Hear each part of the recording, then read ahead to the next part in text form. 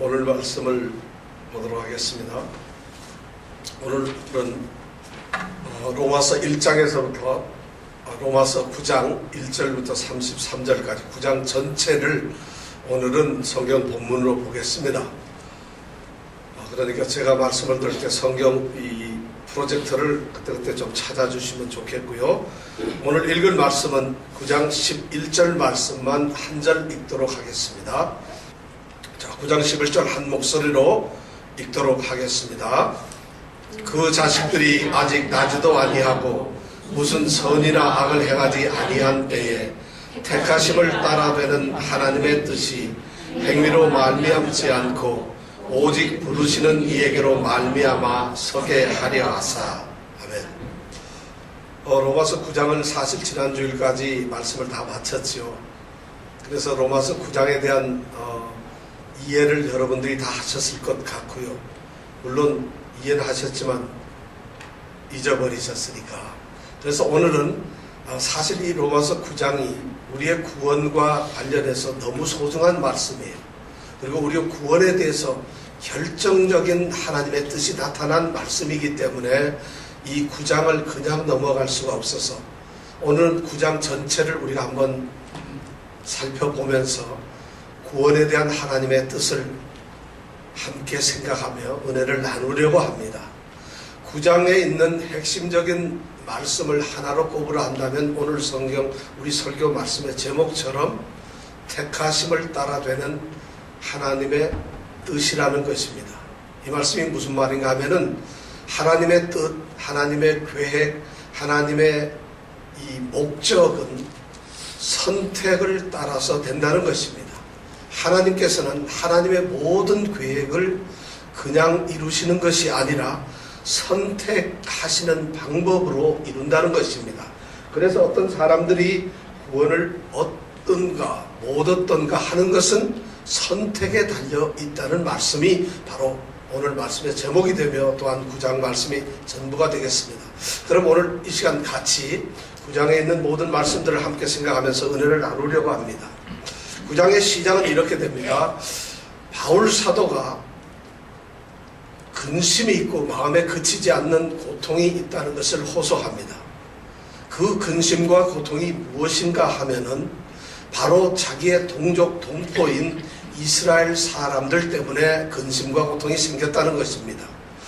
바울 사도는 8장까지 말씀을 하면서 어떤 말씀을 하셨는가 하면은 하나님을 사랑하는 자, 그 뜻대로 부르심을 받은 자들은 모든 것이 합력하여 선을 이룬다고 선언을 하면서 하나님의 택하신 자들, 하나님이 위하시는 자들, 그리고 하나님의 사람들, 그리스도 안에 있는 사람들은 결코 그리스도의 사랑, 하나님의 사랑에서 끊어질 수가 없다고 선언을 했습니다.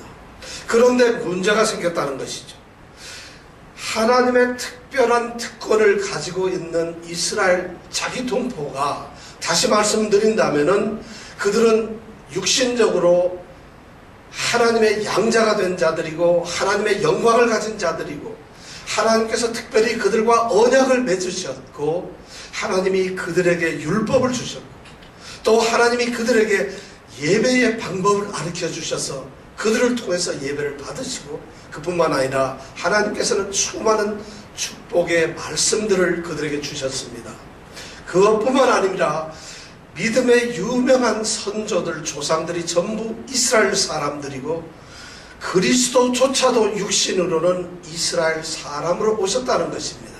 이러한 큰 하나님의 축복을 받은 사람들이 어찌하여 오늘날 하나님의 거룩한 교회 공동체 안에 들어오지 못하고 있는 것인가?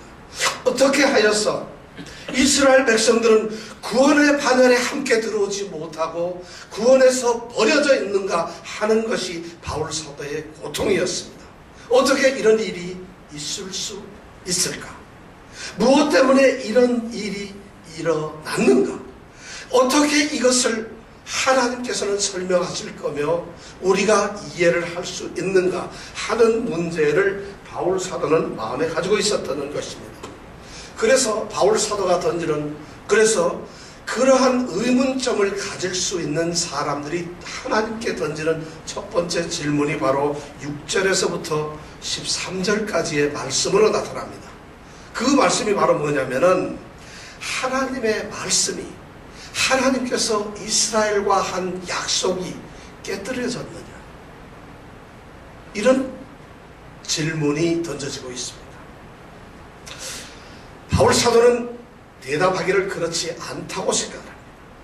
하나님의 말씀이나 하나님의 약속은 결코 달라지지 않습니다. 약해지지도 않습니다. 그리고 무효가 되는 것도 아니고, 아니 하나님의 말씀은, 하나님이 약속하신 것은 없어지지 아니한다는 것입니다. 하나님께서는 반드시 하신 약속을 지키신다는 것입니다. 그러면 하나님의 말씀이 폐하여지지도 않고 약속을 지키시는데 어떻게 이런 일이 있을 수 있느냐는 것이죠. 어떻게 이스라엘이 약속의 사람들, 약속을 받고 약속대로 사는 사람들이 구원에 선택되지 못하느냐 하는 것이죠. 대답은 간단합니다. 바로 그들이 하나님의 말씀을 잘못 이해하고 그들의 오해를 했다는 것입니다. 왜곡했다는 것이에요. 하나님의 뜻이나 하나님의 말씀의 참된 뜻은 뭐냐면, 하나님의 이 목적은 선택이라고 하는 방법으로 선정이 된다는 것이에요. 하나님의 구원은, 하나님이 구원하시는 방법은 다른 것이 아니라 어떤 사람을 선택하신다는 것이죠. 그 선택에 의해서 사람들은 구원을 얻게 된다는 것입니다. 아브라함을 하나님께서 선택하신 것처럼 세상의 수많은 사람들 중에서 유독 아브라함을 선택하셔서 하나님의 백성으로 삼으셨다는 것이에요. 그거와 똑같이 하나님께서는 어떤 사람이든지 선택으로 구원을 주신다는 것이에요. 그렇게 되는 하나님의 뜻을 이스라엘 백성들이 오해를 했다는 것입니다. 어떻게 오해를 했을까요? 첫 번째 그들이 오해한 것은 영적 이스라엘만이 참된 이스라엘이라는 것을 몰랐다는 것이에요. 이스라엘에서 난 사람들이 전부 이스라엘 사람들이 아니라는 것입니다. 아브라함의 씨로 역임을 받고 아브라함의 씨라고 불리웠던 사람들이 전부가 아브라함의 자녀가 아니라는 것입니다. 이것이 하나님이 선언하시는 첫 번째 이유라는, 그래서 하나님은 너희들이 착각을 하고 있다는 것이죠. 내가 잘못한 것이 아니라 너희들이 오해를 하고 있다는 것이죠. 그래서 6절에서부터 9절까지 하나님은 이렇게 말씀을 하셨어요. 또한 하나님의 말씀이 폐하여진 것 같지 않도다.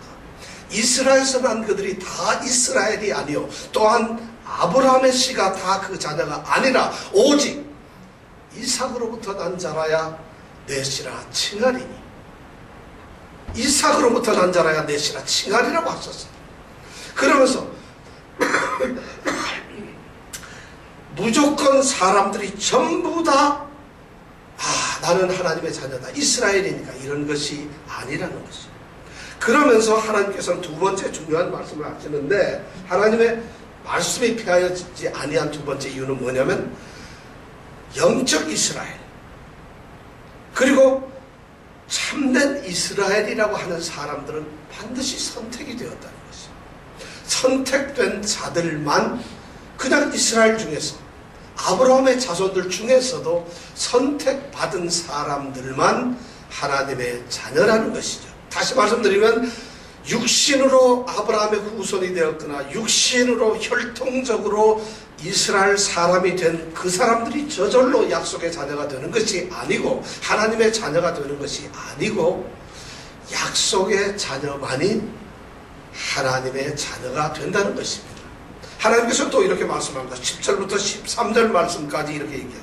이뿐 아니라 또한 리브가가 우리 조상 이삭 한 사람으로 말미암아 잉태하였는데, 11절에 중요한 말씀이죠. 그 자식들이 아직 나지도 아니야. 무슨 선이나 악을 행하지 아니한 때에 택하심을 따라 되는 하나님의 뜻이 행위에 있지 않고 뭐로 되어 있다고요? 오직 부르시는 이에게로 말미암아 서게 하려 하소서. 그래서 하나님께서 리브가에게 말했죠. 리브가에게 이르시되 큰 자가 어린 자를 섬기리라 하셨으니, 기록된 바 내가 야곱은 사랑하여 에서는 미워하였다 함과 같으니라. 바로 이런 말씀. 우리가 이것을 자세하게 이미 설명을 드렸어요. 하나님께서는 에사와 야곱이라고 하는 이 두 쌍둥이 중에서 하나님은 야곱을 선택하셨어요. 선택의 기준이 뭐냐면 그들이 나지도 않았어요. 아직도 태어나지도 않은 복중에 있었어요. 그리고 그들이 태어난 이후에 어떤 선한 것을 한 것이 아니라는 것이에요. 하나님의 목적이나 구원은 전적으로 선택이 된다는 거죠. 하나님께서는 선택해서 부르는 자들만이 그들만이 구원을 얻는다는 것이죠. 그 사람의 어떤 선행적인 태어나기 이전에 그 사람의 출신 성분이나 그 사람의 신분이 하나님의 선택에 영향을 주는 것이 아니라는 것입니다. 그 사람이 태어나서 어떤 선한 일을 하거나 종교적으로 도덕적으로 하나님 앞에 올바른 행동을 했기 때문에 하나님이 선택을 하시는 것도 아니라는 겁니다. 그냥 하나님께서는 선택을 하신다는 거예요. 하나님의 절대적인 주권 때문에 하나님은 그냥 선택을 하신다는 것이 하나님 선택의 뜻이라고, 하나님의 선택의 바로 핵심적인 특징이라는 것입니다. 오늘날 우리도 오해를 하죠. 우리는 기독교 국가에서 태어났다. 또는 우리는 부모님들이 전부 다 믿는 집안이고 믿는 가정에서 태어났다. 또 나는 어려서부터 신앙을 가진 그런 신앙의 가정에서 성숙되었다. 성장되었다. 이런 것이 우리로 하나님을 선택해 하시는 것이 아니라는 것입니다. 그런 것이 우리의 선택에 어떤 조금이라도 보탬을 주는 것이 아니라는 것입니다. 그뿐만이 아닙니다. 우리가 종교적으로 나는 기독교인이다, 나는 종교적으로 기독교에 소속된 사람이라고 하는 그런 이유 때문에 선택하는 것도 아니라는 것이에요. 어떤 사람들이 종교적으로 열심을 가질 수가 있습니다. 어떤 사람이 종교가 말하고 있는 종교의 행위에 대해서 집착하고 열심을 낼 수가 있습니다. 정말 참으로 그런 사람들이 많죠. 기도 열심히 하고 성경 열심히 읽습니다. 전도 열심히 합니다. 그리고 봉사 열심히 합니다. 이 모든 종교적 행위를 보시고 하나님께서 아, 너의 믿음이 대단하구나 해서 선택을 하시는 것이 아니라는 것입니다. 그런 것이 절대 아니라는 것이죠. 그뿐만 아니라 우리가 교회 안에 소속이 되어 있기 때문에 너희들이 교회를 다니는구나, 세례를 받았구나, 너희가 교회에서 직분을 가지고 있구나, 너희들이 교회의 교인 명부에 이름을 기록하고 드디어 교회 공동체의 한 일원이 되었구나 하는 그것 때문에 하나님이 그렇다면 내가 구원을 해주지 하는 것이 아니라는 것이에요. 하나님의 택하심을 따라되는 하나님의 이 뜻이라고 하는 것은 그들이 나지도 않았어요. 그들이 무슨 선이나 악을 행하지 아니한 때에 하나님의 그런 뜻을 서게 하려 하시기 위해서 그 하나님이 결정을 하셨다는 거죠. 교회도 마찬가지입니다. 교회라는 이름을 붙이고 있고 교회라고 하는 이름과 간판과 교회 모양과 교회가 하는 그런 일을 하고 있는 것처럼 보인다고 해서 그것이 교회가 바른 교회가 되는 것이 아니라는 것이죠. 아브라함의 씨가 그 자녀가 아니라고 선언을 하시는 하나님, 이스라엘에서 난 그들이 다 이스라엘이 아니라고 선언하시는 이 하나님 앞에서는 교회의 간판이, 교회의 이름이, 교회의 그런 모습을 가지고 있는 것만으로 결코 바른 교회가 될 수 없다는 것이에요. 참된 교회는 그런 것이 아니라는 말씀입니다. 하나님의 선택은 바로 이런 의미를 가지고 있어요. 그러니까 유대인들에게 이스라엘 사람들이 자랑할 것이 없어. 자만하고 교만하고 그래서는 안 된다는 것이에요. 자기 자신을 늘 점검해 보아야 합니다. 자기의 신앙의 모습을 늘 돌아보아야만 합니다. 자기의 신앙을 늘 체크해 보면서 내가 하나님과 나와의 관계가 어디에 서 있는가, 내 신앙의 모습이 무엇인가를 우리가 늘 점검을 해야 된다는 거죠. 이것이 하나님이 선택으로 말미암아 하나님께서는 구원을 주신다는 첫 번째 이유였어요. 약속이 폐하여진 것은 결코 아니라는 것입니다. 두 번째 얘기하는 것이 바로 뭐냐면은 14절에서부터 18절까지 말씀이에요. 자, 그러면 하나님의 그런 선택이 좀 불의하지 않느냐는 것입니다. 그것이 좀 정당하지 않다는 것이에요. 예를 들면은 태어나지도 않았어요. 아니 또 태어나서 어떤 선한 일 또는 악한 일을 하지도 않고 선악도 없는 상태에서 하나님의 뜻이 선택이 만약 그렇게 된다고 한다면은 그 자체가 너무 공정하지 않지 않습니까? 아무런 기준도 없이 하나님 멋대로 하는 거 아니겠습니까? 어떤 자들은 하나님이 선택을 해서 구원을 시켜주시고 어떤 자들은 하나님께서 버리셔가지고 구원을 주시지 않는다는 거죠. 구원하시지 않는다고 한다면은 그것을 어떻게 하나님의 선택을 공정하다고 할 수 있겠느냐는 것이. 그것이 과연 공정할까요? 하나님이 그런 선택이 여러분 정말 공정하고 불의하지 않습니까? 이런 질문을 던질 때 대답은 그렇지 않다는 것입니다. 하나님의 선택에는 결코 불의한 것이 없다는 것이 오늘 로마서 9장에 있는 핵심적인 또 말씀이에요. 그 이유가 뭐냐면 첫 번째는 하나님께서 죄인들을 구원하시는 것은 그 구원하시는 행위가 옳은 것이냐 옳지 않은 것이냐 이런 질문을 해서는 안 되는 것이고, 하나님께서 죄인을 구원하시는 것은 무엇이냐? 하나님이 우리를 불쌍히 여기시는가 불쌍히 여기지 아니하시는가, 이런 질문에서 대답이 되어야 한다는 것입니다. 하나님이 누구를 구원하셨다 해서 누구를 버렸다고 해서 그것 자체가 옳고 그르다는 걸로 판정할 것이 아니라 우리는 어차피 모든 사람들은 멸망이 된다는 것이 죄인들이기 때문에 우리 죄인들은 전부 다 죽을 길로 가게 되는 것이고 구원이란 우리에게 주어질 수가 없는 것입니다. 우리에게는 죽음밖에 없어요. 멸망될 수밖에 없는 이런 죄인들을 하나님이 직접적으로 찾아오셔서 불쌍히 여기셨어요. 그래서 긍휼히 여기시는 그 하나님의 은혜의 행동, 그것이 바로 선택이라고 하는 건데, 그래서 그들을 구원하시고자 해서 그들을 선택하시고 그들을 부르시는 이 행위가 어떻게 옳고 그른 걸로 따질 수 있느냐, 이것이 하나님은 긍휼을 베푸시는가 안 베푸시는가 하는 그런 문제로 따져야 된다는 것입니다.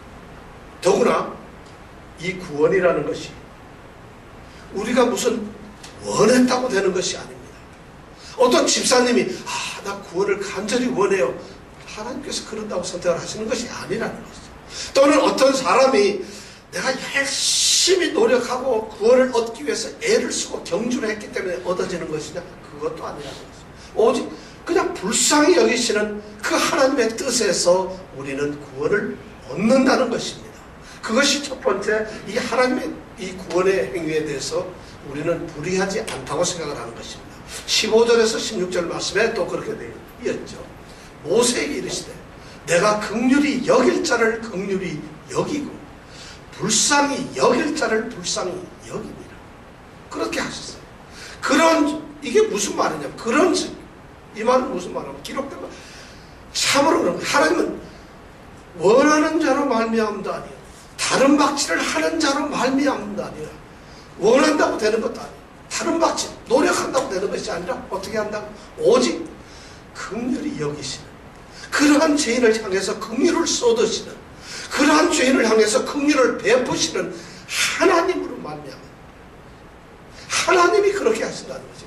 그러니까 어떤 사람들이 구원을 얻는 것은 하나님이 불쌍히 여기셨는데 어차피 멸망될 사람들, 죽어야 될 죄인들에게 하나님이 불쌍히 여기심을 주셔서 그들을 구원했다면 하나님 그거 불의합니다. 왜 죽을 사람을 불쌍히 여겨서 구원을 시키냐, 이렇게 말할 수 있겠느냐는 것이죠. 불가능하다는 것이죠. 불의한 것이 아니라는 것이죠. 그뿐만 아니라 구원을 얻는 사람들에게는 그렇지만 그 구원을 얻지 못하는 그런 사람들은 어떻게 될 것이냐, 왜 나를 구원을 안 합니까? 이렇게 질문이 나올 수 있겠죠. 그런 사람들이 바로 오늘 말씀 보니까 구원을 얻지 못하는 사람들은 강팍한 사람들이에요. 완악한 사람들이에요. 완고한 사람들인데 하나님께서 구원을 시키지 않기 위해서 그들을 완고하게 만드셨느냐? 그렇지가 않다는 것이죠. 만약 하나님이 그렇게 만드셨다면 그것도 괜찮겠지만 그래도 좀 불의하실 수가 있는데, 하나님께서는 사람들을 결코 완악하거나 죄를 짓도록 하시지 않았다는 것이죠. 인간은, 모든 사람들은 근본적으로 죄성을 가지고 죄를 짓는 사람들이에요. 완악한 사람들이고 강팍히 하시는 사람들이에요. 그런 사람들이 이제 하나님을 찾고 하나님께 다가오고 하나님을 만남으로 말미암아 그들의 강팍함을 벗어나야 되는데, 그들은 그 강팍을 그대로 유지하고 간직하고 그 완고함을 그대로 고집을 하고 있다는 것이에요. 그럴 때에 하나님께서 그들을 그냥 내버려 두셨다는 것이에요. 이것이 하나님의 심판이라는 거예요. 어떤 사람이 죄를 저지르고, 어떤 사람이 교회를 안 나오고, 어떤 사람이 참된 신앙을 갖지 않고, 어떤 사람이 온전한 믿음의 삶을 살지 않고 요령 피우고 장난하고 꾀를 피우고 핑계대고 그러면서 신앙 있는 척하고 해도 하나님께서는 툭 건드려서 깨닫게 해서 그 사람을 믿게 하는 것이 아니고 그냥 내버려둬서, 그래 요령 피워요, 네가 그렇게 한다, 그래 해거라 하고 내버려 두셨다 해서 그것이 하나님의 잘못이냐? 그 사람이 그렇게 해서 멸망을 받는 것이 하나님의 잘못이고 불의한 것이냐? 그렇지 않다는 것이에요. 하나님이 내버려 두시는 것은 거룩한 하나님의 심판입니다. 그 사람을 그렇게 내버림으로 말미암아 그 사람이 멸망받는 그 길에서 벗어나지 않고 그대로 갔다가 멸망을 받는 것, 그것 자체가 하나님의 심판이라는 거죠. 공의로운 하나님의 행동이라는 것이에요. 요령 피우고 싶으세요? 마음대로 하고 싶으세요? 하나님이 여러분들을 아이고 이거 내 새끼 그러면 안 되지 붙잡으시겠어요? 하나님이 선택하지 아니한 사람은 그냥 내버려 두신다는 것이죠. 두렵죠. 바로 그 말씀이 17절 18절에 있는 말씀으로 이렇게 말씀해요. 성경이 바로에게 이르시되 내가 이 일을 위하여 너를 세웠으니 곧 너로 말미암아 내 능력을 보이고 내 이름이 온 땅에 전파되게 하려 함이로라 하셨어요. 그런즉 하나님께서 하고자 하시는 자를 긍휼히 여기시고 하고자 하시는 자를 강팍히 하시느니라. 이것이 바로 하나님의 뜻이라. 하나님은 어떤 사람은 긍휼히 여기실 수가 있어요. 긍휼히 여기시고 어떤 사람은 강팍한 상태로 그냥 내버려 두신다는 것이죠. 이것이 하나님의 뜻이라는 거죠. 저는 사랑하는 성도 여러분들이 강팍하게 내버리는 그런 사람들이 아니기를 원합니다. 정말 하나님께서 여러분들을 선택한 사람들이기를 원합니다. 아무것도 한 것이 없어요. 아무것도 가질 것 없고 자랑할 것이 없는 우리를 그 하나님께서는 다가오셔서 우리를 불쌍히 여기시고 긍휼히 여기셔서 우리를 선택하고 부르셨어요. 그래서 우리로 하여금 멸망받는 그 길에서 건져내시고 구원의 사람으로 삼아주셨다고 한다면 이것이 얼마나 감격이에요. 얼마나 감사할 일이에요. 이것이 바로 우리 신앙을 통해서 우리가 하나님께 늘 감사와 찬양을 드릴 수밖에 없다는 것이죠. 바로 하나님의 선택에는 이런 놀라운 비밀이 있다는 것입니다. 그런데 세 번째 또 다른 문제가 생겼어요. 그렇다면은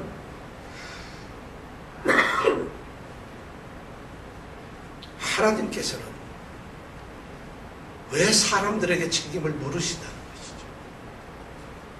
선택을 하나님이 하시는 건데 그 결과에 대해서는 왜 사람들에게 책임을 물으시나요? 왜 하나님은 사람들에게 허물을 하고 네가 잘못했다 그래서 너는 벌을 받는다 이런 말씀을 하실 수가 있느냐는 것이죠. 그 하나님의 선택에 대해서 우리가 아무 영향을 끼쳐드릴 수도 없어요. 뭘 할 수도 없는데 우리는 그냥 하나님의 뜻에 순종하고 따라갈 수밖에 없는데, 그런데 하나님께서 만약 내게 책임을 물으신다고 한다면 우리가 그 결정하는데 우리가 뭘 했나요? 하나님께서 하나님의 뜻대로 결정을 해서 그리고 하나님이 선택해서 부르시고 그래서 하나님이 모든 것을 결정을 다 해버리시고 그렇게 하신 하나님께서 우리에게 책임을 묻는 것이 과연 공정할까요? 과연 그런 것이 가능할까요? 과연 그렇게 한다면은 그 하나님은 정말 책임을 물을 수 있는 위치에 있는 것일까요? 어떻게 그렇게 책임을 물을 수가 있는 것일까요? 우리는 대들 수도 없고 아무것도 할 수 없는 무기력한 존재들인데 그러한 존재들을 하나님께서 거꾸로 하나님이 선택을 하고 마음대로 결정을 해놓고 나서는 우리에게 책임을 묻고 네가 어떻게 이럴 수가 있겠느냐는 것이죠. 이런 질문이 나올 수가 있죠. 거기에 대한 대답이 바로 오늘 말씀 19절에서 29절까지의 말씀. 그것을 하나님께서 대답하세요. 여기서 하나님께서 중요한 방법 세 가지 측면에서 이 말씀에 대답을 주고 있다는 것이에요. 첫 번째 대답이 뭐냐면 하나님은 진흙 한 덩이로 그릇을 만드는 토기장이 그런 권한을 가지고 계신 분이라는 것이죠. 이것이 첫 번째 대답이에요. 하나님께서는 진흙 한 덩이로 그릇을 만드시는 토기장의 권한을 가지고 계시는 분이다. 이 말씀이에요. 이 말이 뭐냐면 이 세 가지 대답을 하는 핵심적인 이 19절에서부터 29절까지의 말씀의 내용이 뭐냐면 너희들이 하나님을 모른다는 것이에요. 하나님이 어떤 분이라는 것을 제대로 깨닫지를 못하고 있다는 것이에요. 하나님의 뜻이 뭔지를 모르고 있다는 것이에요. 그러니까 너희들이 그렇게 대들고 할 수밖에 그런 핑계를 댈 수가 있다는 것이죠. 이 첫 번째 대답 바로 하나님은 진흙 한 덩이로 마음대로 그릇을 만드시는 토기장의 권한이 있다는 것입니다. 이 대답의 내용은 핵심적으로 뭐냐면 너희가 누구냐? 너희와 나, 곧 하나님과의 관계가 지금 무엇이냐? 그리고 너희는 나 하나님께, 하나님 여호와께 어떤 태도를 가져야 하느냐 하는 것을 바로 여기에서 말씀을 하고 계신다는 것이죠. 그것이 있습니다. 그러면 거기에 내용을 보면 20절에서 21절까지 말씀에서 그 내용이 나오는데 간단한 것이에요. 우리는 누구냐? 사람이 지으심을 받은 자들, 받은 물건들이에요. 우리는 진흙 한 덩이밖에 되지 않는 존재들이라는 것이에요. 그럼 하나님은 누구시냐? 바로 하나님 그분이시죠. 그분은 지으신 자예요. 그리고 그분은 바로 토기장이에요. 이러한 관계가 있어요. 이러한 것이 우리의 현실이고 이런 것이 우리의 모습이라는 것이에요. 자, 이런 관계 속에서 어떻게 우리가 하나님을 향해서 대들면서 실문을 할 수 있겠느냐, 따질 수가 있겠느냐. 이러면서 우리가 어떻게 그 하나님께 왜 나를 이렇게 만들었어요 할 수 있겠느냐는 것이에요. 어떻게 우리가 이런 관계를 가지고 있으면서 하나님께 왜 나를 이런 용도로 그릇을 만드셨습니까? 왜 나를 갖다가 구원 안 하는 백성으로 또는 구원을 받는 백성으로 만들었습니까? 따질 수가 있겠느냐는 것이죠. 있을 수가 없다는 것이죠. 이것이 첫 번째 거예요. 20절에서 21절 말씀에 이 바울 사도는 놀라운 하나님의 말씀을 전해주시죠. 이 사람아, 내가 뇌기에 감히 하나님을 힐문하느냐? 지음을 받은 물건이 지은 자에게 어찌 나를 이같이 만들었느냐 말하겠느냐. 토기장이가 진흙 한 덩이로 하나는 귀 있을 그릇을 하나는 천 있을 것을 만드는 권이 없느냐. 이것이 하나님의 말씀이에요. 어떻게 우리가 인간들이 하나님께 그럴 수 있겠느냐. 하나님의 선택적 주권에 대해서 우리가 무슨 말을 할 수 있겠느냐는 것이에요. 우리는 감히 하나님께 대들면서 변론을 할 위치에 있지 않아요. 그런 자격들이 없는 사람들이라는 것이죠. 두 번째, 하나님의 이 선택에 대한 우리가 하나님의 그 일에 대해서 대어들면서 질책을 하고 힐문을 할 수 없는 두 번째 이유는 하나님께서는 하나님께서 그 선택에 하신 모든 일이 하나님의 거룩하시고 완전하신 하나님의 성품을 따라서 하나님의 그 성품대로 하나님께서는 모든 것을 하셨다는 것이에요.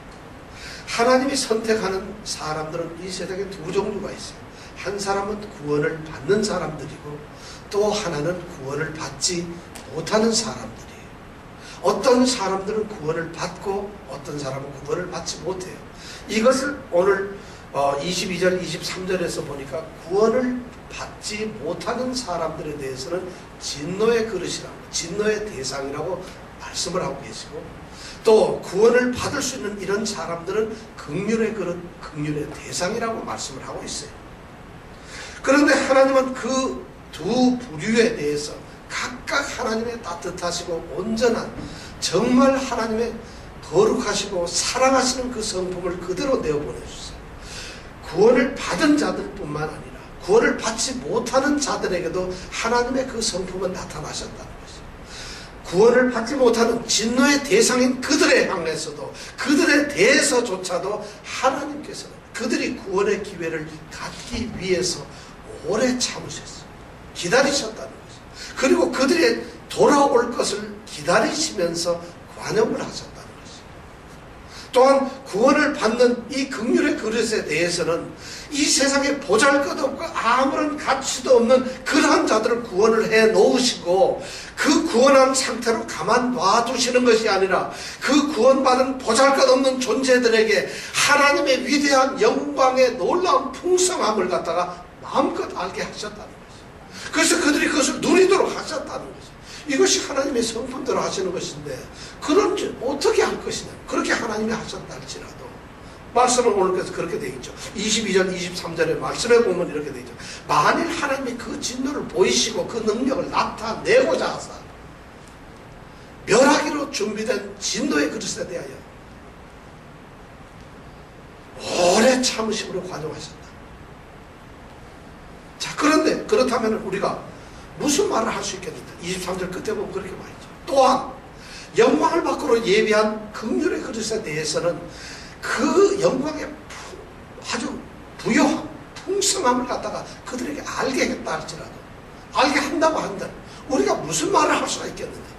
하나님께서 그런 사랑을 쏟으시면서 하나님의 성품대로 구원의 일을 이루셨다는 것입니다.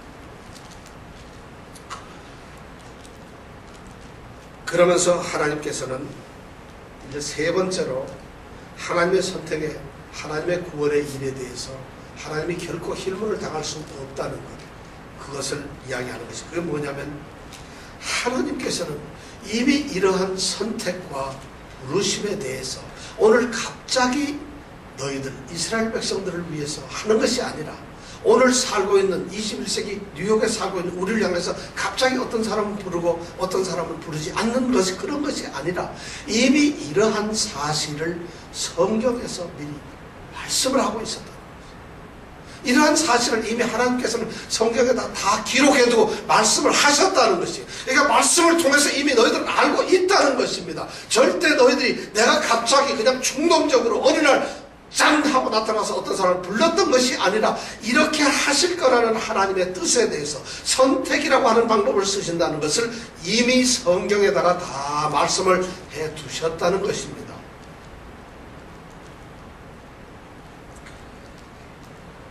하나님께서 구원을 주시기로 그런 결정하신 그런 선택된 긍휼의 자손들은, 그런 사람들을 하나님께서 부르셨어요. 그런데 그 부른 사람들이, 하나님께서는 유대인들이 그럼 우리만 부른 거 아닙니까? 천만의 말씀이죠. 유대인 중에서도 불렀지만은 이방인 중에서도 부르셨다는 거죠. 하나님을 전혀 모르고 알지 못하던 사람들, 하나님, 그런 사람들도 하나님께서는 부르셨다는 거죠. 하나님의 이 선택은 유대인들에게 한정되어 있는 것이 아니에요. 이스라엘 사람들만 구원을 하는 것이 아니라 하나님의 이 구원의 계획은 이방인들에게도 되어 있다는 것이에요. 그 24절이 그 말씀 아니에요. 이 그릇은 우리니, 바로 긍휼의 그릇을 받는, 긍휼의 그릇, 긍휼을 받는 사람들은 누구냐? 바로 우리라는 것이에요. 곧 유대인 중에서뿐 아니라 이방인 중에서도 부르신 자라는 거죠. 유대인 중에서도 부르고 이방인 중에서도 부르신 자라는 거죠. 그런데 그 이방인 중에서 부르신 방법이 하나님께서 놀라워요. 이방인들을 부르셨는데 그 다음 말씀에 계속 보면 이렇죠. 하나님께서는 이방인들이 하나님을 찾지도 않았어요. 하나님을 알지도 못해요. 하나님이 누구신지도 모르고 하나님의 의를 추구하지도 않아요. 하나님의 의와는 관계없어요. 오히려 하나님께서 너희들은 내 백성 아니다고 포기하셨어요. 나는 너희들에게 사랑을 줄 수가 없다고 하나님께서 그렇게 선언을 하셨어요. 그리고 그들이 살고 있는 그 땅까지도 저주를 하셔서 전혀 하나님과 연관이 될 수 없는 그런 이방인들에게 하나님께서는 직접적으로 그들을 찾으시고 선택을 하셨다. 그리고 부르셨어요. 그것을 하나님께서는 성경에 다 이미 기록을 해 두셨다는 것입니다. 그것이 호세아서에 나오는 말씀이죠. 오늘 말씀해 보니까 25절에서 26절 말씀해 보니까 그렇게 되어 있죠. 호세아가 그래도 이르기를 내가 내 백성 아닌 자를 내 백성이라, 사랑치 아니한 자를 사랑한 자라 부르리라. 너희는 내 백성이 아니라 한 그곳에서 저희가 하나님, 살아계신 하나님의 아들이라 부름을 얻으리라 하십니다. 놀라운 말씀이죠. 도저히 하나님께서 이방인들은 상종을 안 할 줄로 알았어요. 이스라엘인도 그렇게 생각을 하고 있었어요. 그런데 성경에 보니까, 하나님의 말씀에 보니까 이미 하나님은 약속을 해두시고 하나님의 백성 아니고 포기했던 그런, 어쩌면 도저히 생각할 수 없는 그들조차도 하나님께서는 부르시기로 이미 작정을 하고 계셨다는 것이죠. 바로 이것입니다. 소망 없는 우리에게 복음이 전해졌어요. 도저히 구원을 받을 수 없는 우리가 구원을 받는 구원의 대열에 들어가게 되었다는 것이죠. 그렇다면 구원을 받은 우리는 어떻게 해야 될까요? 하나님을 알지 못하는 사람, 하나님을 깨닫지 못하고 하나님을 찾지도 아니하고 하나님에 대한 깨우침도 없는, 전혀 하나님과 관계없는 불신자들을 향한 우리의 태도는 어떻게 해야 될까요? 바로 복음이 전해짐으로 말미암아 우리가 하나님께 구원을 얻었다고 한다면은 우리 또한 그들을 향해서 복음을 전해야 되지 않겠어요? 우리가 그들에 대한 거룩한 복음에 대한 부담감을 가지고 있어야 되지 않겠어요? 우리 차차 도저히 이방인으로서 하나님께서 만약 복음의 방법으로서 우리를 선택하고 부르시지 않았다면 우리가 구원을 얻을 수가 없었는데, 그렇다면 도저히 구원을 받을 수 없는 수많은 불신자들을 향해서 그들이 우리의 복음 전함을 통해서 선택받은 자로, 부르심을 받은 자로 우리가 선택을 해야 되지 않겠냐, 불러야 되지 않겠느냐는 것이죠. 그래서 우리가 전도를 해야 됩니다. 왜냐하면 우리는 그 사람들이 선택을 받았는지 또는 부르심을 입은 자인지 알 수가 없어요. 그런데 우리도 또한 그것을 알 수가 없었어요. 그런데 복음이 우리에게 들어오니까 우리가 믿음으로 말미암아 이렇게 구원을 얻는 자리에 왔잖아요. 그렇다면 그들도 똑같이 복음이 전달되어서 그들로 하여금 그들이 선택되고 부르심을 받는 자라는 것을 알게 하는 방법은 복음을 전하는 방법밖에 없어요. 하나님께서 바로 그러한 방법으로 그들에게 복음을 전하고 선택된 자라는 것을 알게 하셨다는 것이죠.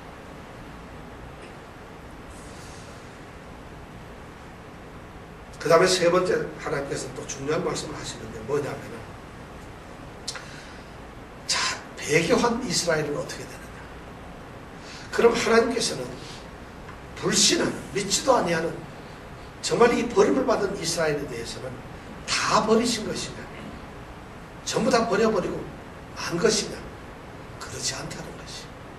하나님께서는 비록 배신하고 불신하는 이스라엘 민족을 버리시긴 하셨지만 그 가운데서 거룩하게 하나님을 찾는 자들, 그들은 남겨두셨다.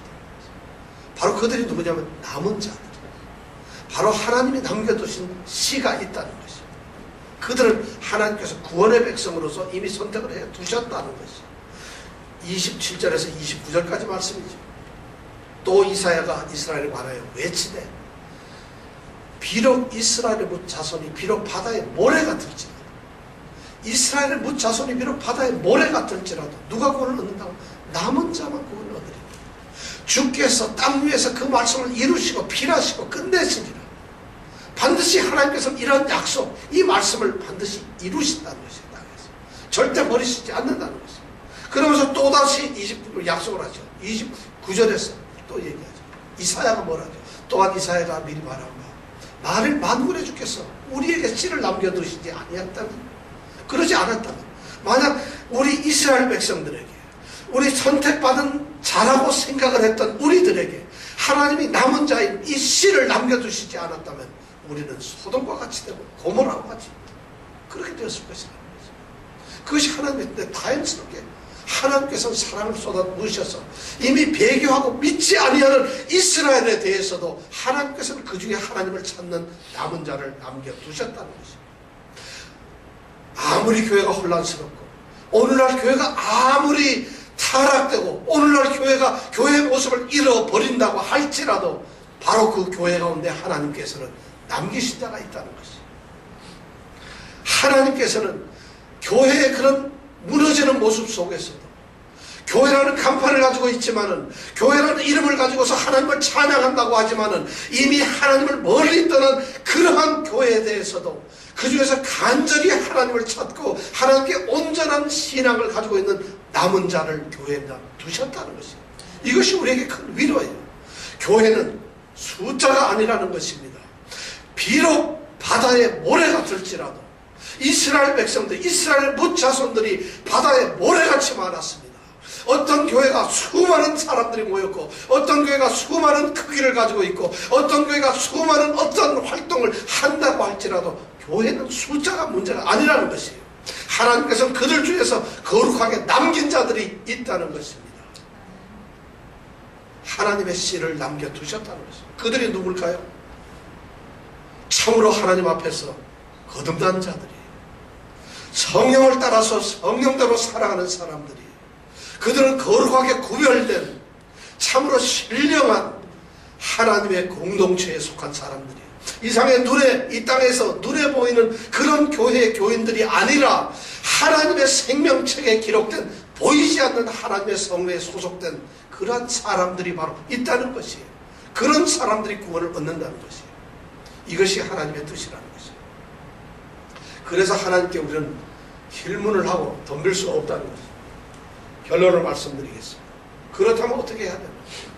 그렇다면 결론적으로 우리가 무슨 말을 할 수 있겠습니까? 어떻게 해야 될 것인가요? 자, 이런 것이 하나님의 뜻이라면 하나님의 말씀이 폐하여진 것도 아니고 하나님께서 불의한 것도 아니고 하나님께 우리가 대들 수도 없고 전적으로 하나님의 모든 것이 선택이라고 한다면 그럼 우리는 도대체 어떻게 해야 할 것입니까? 가만히 있으면서 하나님 저 좀 선택해 주세요. 원해도 되지 않는데 내가 선택받기 위해서 열심히 애를 쓴다. 그렇게 해도 다른 박질을 해도 되지 않는데 오로지 하나님대로 하나님의 뜻대로만 된다고 한다면 어떻게 해야 될 것이냐. 우리의 결론이 무엇이냐. 바로 이 결론이 30절에서 33절 말씀입니다. 이방인이 구원을 얻었어요. 이스라엘은 대다수가 오히려 구원을 얻지 못했습니다. 오직 소수만 믿는 자로서 구원을 얻었습니다. 이것을 어떻게 설명할 수 있겠어요? 의를 모르고 의를 추구하지도 않고 의를 쫓아가지도 아니한 그 사람들은 정작 의를 얻었어요. 그런데 의의 법을 자랑하고 의의 법을 열심히 종교적으로 쫓아갔던 사람들, 의의 이 법을 갖다 열심히 쫓고 추구하고 그대로 지키려고 애를 쓰고 노력하고 열정을 가지고 있던 그 이스라엘은 정작 그 의의 법에 이르지 못했어요. 그걸 성취하지 못했어요. 이것을 어떻게 설명할 수 있을까요? 결론은 하나입니다. 바로 믿음이라고 하는 것이죠. 믿음이라고 하는 것이죠. 하나님의 선택이지만 우리에게는 또 다른 책임이 있다는 것이에요. 그것이 바로 믿음이라는 것이죠. 이방인들은 우리가 복음을 들었어요. 비록 그들이 의를 갖지는 않았고 의를 추구를 하지는 않았지만 복음을 들었어요. 그리고 성령께서 그들 가운데서 강력하게 역사를 하셨어요. 그래서 그들로 하여금 그 복음을 받아들이게 했어요. 그리고 그 복음 속에서 그들을 믿게 함으로 말미암아 드디어 그들 가운데서 믿음으로 되는 의를 이루셨다. 그래서 이방인들은 구원을 얻었다는 것이에요. 그런데 이스라엘은 왜 그랬느냐? 이스라엘도 의를 추구하는 목적은 똑같았어요. 그들도 간절한 마음으로 의를 추구하기 위해서 오늘 교회를 다니면서 많은 사람들이 의를 추구하기 위해서 열심히 살아가는데 신앙생활하고 종교생활을 하고 있는데 그런데 정작 그들은 그래서 그 의를 이루기 위해서 열심히 노력을 했는데 그들은 의에 도달하지 못했어요. 왜 그랬을까? 그들의 목표는 정확했어요. 의를 얻는 것까지는 좋았는데 그들이 의를 얻기 위해서 쫓아가는 방법이 틀렸다는 거예요. 그들은 옳지 않은 방법을 선택했어요. 그들은 되지 않는 방법, 유일한 길을 포기해버렸다는 것입니다. 그들은 자기 뜻대로, 자기의 생각대로 했어요. 그들은 믿음으로만 되는 그 의의 성취를 갖다가 자기의 행위를 통해서 오히려 율법을 잘 지킴으로써 종교적 행위를 열심히 함으로써 말미암아 드디어 나는 구원을 얻는 것이라고 생각을 갖게 되었다는 것이죠. 정말 그렇게 안 됐다는 것이죠. 그러다 보니까 결국 그들은 복음을 포기해버렸어요. 복음을 거절했어요. 자기네들이 생각하는 자기네들의 방법과 복음이라고 하는 그 방법을 비교해보니까 복음은 유치해요. 그걸로 될 것 같진 않아요. 예수 그리스도를 믿으라고? 그가 십자가에 죽으신 것을 그걸 믿으라고? 그러면 내가 구원을 얻는다고? 얼마나 내가 지금 하나님이 주신 율법의 행위를 철저하게 지키면서 내가 무엇을 하면서 내가 구원을 얻어야 되는 것인데 그것이 되겠어요. 그러니까 그들은 그 복음을 거절했어요. 결국 그 복음은 바로 그 복음의 핵심인 예수 그리스도께서는 그들에게 부딪히는 돌이 되고 말았다는 것이죠. 그렇다면 우리가 어떻게 해야 할까요? 사랑하는 성도 여러분, 그럼 우리가 어떻게 해야 될까요? 이러한 놀라운 말씀에 대해서 바울 사도는 33절에 결론적으로 얘기합니다. 기록된 바 보라 내가 부딪히는 돌과 거치는 반석을 시온에 두노니 저를 믿는 자는 부끄러움을 당치 아니하리라. 바로 이것이 오늘 우리에게 주시는 결론입니다.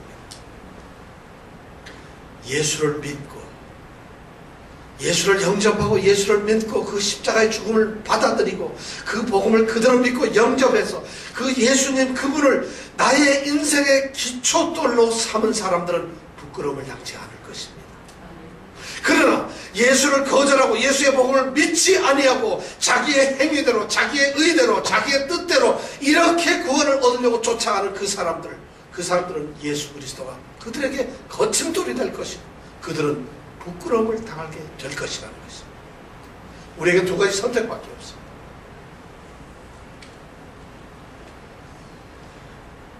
오직 예수 그리스도, 오직 십자가만이 우리의 구원의 길이라는 것이죠. 구원을 주시는 하나님의 이 놀라운 절대적 주권에 대해서 결론적으로 제가 말씀을 드립니다. 구원을 얻는 것은 하나님의 선택에 달려 있습니다. 여러분들이 구원을 얻는 것은 절대적으로 하나님의 선택입니다. 여러분들이 선택되면 구원을 얻습니다. 선택되지 않으면 구원을 얻지 못합니다. 그러나 구원을 얻지 못하는 이유가 있습니다. 왜 그럴까요? 하나님이 우리를 선택하지 않았기 때문일까요? 오늘 말씀은 그게 아니에요. 하나님을 선택하지 않았기 때문에 우리가 구원을 못 얻는 것이 아니라 하나님께서 책임을 지는 것이 아니라 바로 구원을 우리가 얻기 위해서 믿지 않기 때문에, 믿음이 없기 때문에 우리는 구원에 이르지 못한다는 것이죠. 구원을 주시려는 그 복음을 거절하고 그 복음에 대해서 우리가 대항하고 복음을 받아들이지 않는 믿음이 만약 없다고 한다면 우리는 구원을 얻지 못한 것입니다. 이 말씀은 이렇게 보시면 됩니다. 선택된 자가 아닐지라도 믿기만 하면 하나님이 구원을 하시는 것 결코 그렇지 않다는 것입니다. 내가 아무리 믿음을 가졌다 할지라도 하나님의 선택자가 아니라면 구원을 얻지 못한다는 것이에요. 그러나 이 말씀을 뒤집어 말한다면 하나님이 선택한 자들은 반드시 믿는다는 것입니다. 하나님의 선택하심을 받는 사람들, 하나님이 구원하시기로 선택하고 부르신 사람들은 그들은 반드시 믿는다는 것이에요. 사도행전에서 바울 사도는 말했죠. 영생을 주시기로 작정된 자는 다 믿더라.